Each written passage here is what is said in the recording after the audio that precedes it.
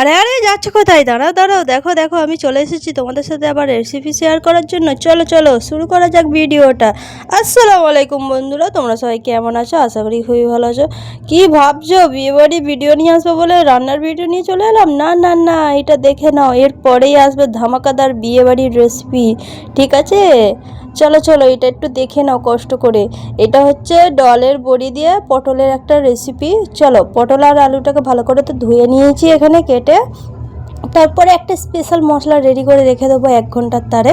এখানে নিয়ে নেবো আমি হলুদ গুঁড়ো একটা বাটিতে, তারপরেই দিয়ে দেবো একটু লঙ্কার গুঁড়ো, বেশি বেশি করেই দিচ্ছি যতটা আমার লাগবে, একটু ঝাল ঝাল করবো এটাকে একটু।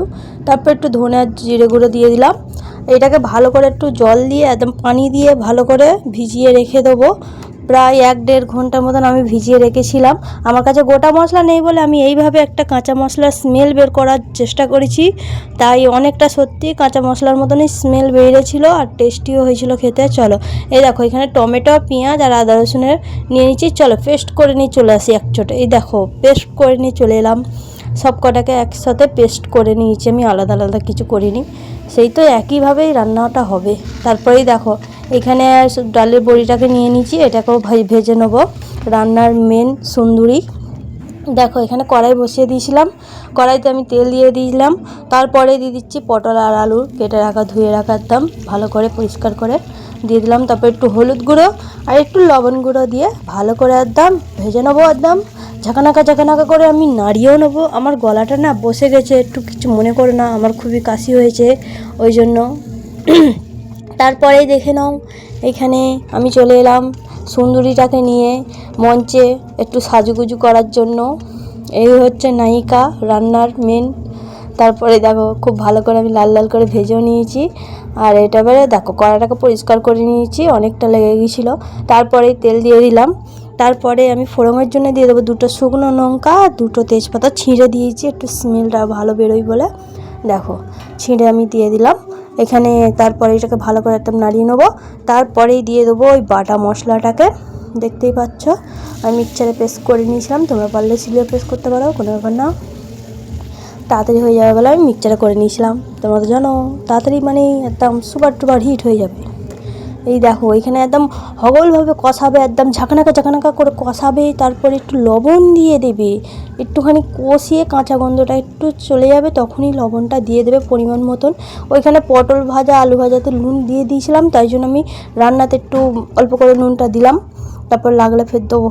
এখানে মশলাটাকে রেডি করে রেখেছিলাম, দেখো কতটা ফুলে একদম গাঢ় হয়ে গিয়েছে, দেখতেই পাচ্ছ তোমরা, দেখতেই পাচ্ছ একদম ফুলে ফেঁপে গিয়েছে। তারপরেই দিয়ে দিলাম একদম হগলভাবে একদম কষাবো, একদম ঝাঁকানাকা করে কষাতেই থাকবো। তারপরে একটু চিনি দিয়ে দেবো, দিয়ে আবার একটু কষাবো ভালো করে, যতক্ষণ না মশলা থেকে তেল ছাড়ে ততক্ষণ কষাতেই থাকবো একদম হগলভাবে কষিয়ে নেবো, একদম ঝাঁকানাকা করে।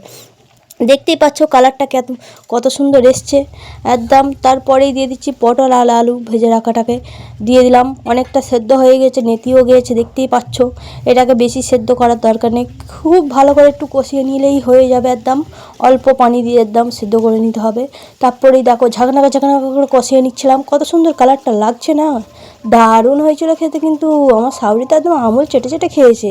তোমরা এইভাবে রান্না করো, একদম চেটে খাবে, বুঝতে পেরেছো তো? খুবই মজা লাগে। মাংস তখন আর ভালো লাগবে না খেতে, এই দিয়েই ভাত খাওয়া যাবে 1 থালা। তারপরেই দেখো আমি পরিমাণ মতন পানি দিয়েছি, একটু গাঢ় থাকবে একদম, দেখলেই বুঝতে পেরে যাবে। দেখো তারপরে খুব ভালো করে একটু ফুটিয়ে নেবো, একদম ঝাঁকানাকা করে ফুটফুট করে ফুটবে, তখনই দিয়ে দেবো মেন সুন্দরীটাকে। দেখো এখানে এবারে ফুটিয়ে নিই, চলো। এই দেখো ফুটে গিয়েছে, খুব সুন্দরভাবে ফুটে গেছে। আমার গলার সাউন্ডটা খুবই আস্তে হয়ে গেছে, কিছু মনে করো না গো, একটু অ্যাডজাস্ট করে নাও তোমরা।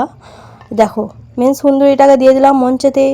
তারপরেই তো এর ক্যালমা দেখাবে, একদম টেস্টি হয়ে যাবে তরকারিটা, আরও সুপার ডুপার হিট হয়ে যাবে।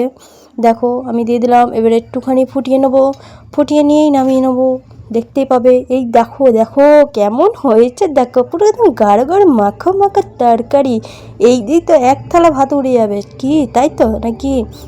যদি তোমাদের আমার ভিডিওটা ভালো লেগে থাকলে আমাকে like comment share and subscriber করতে একদম ভুলো না। আর আমার ইনস্টা আর ফেসবুক থেকে তোমরা আমাকে ফলো করে দিও।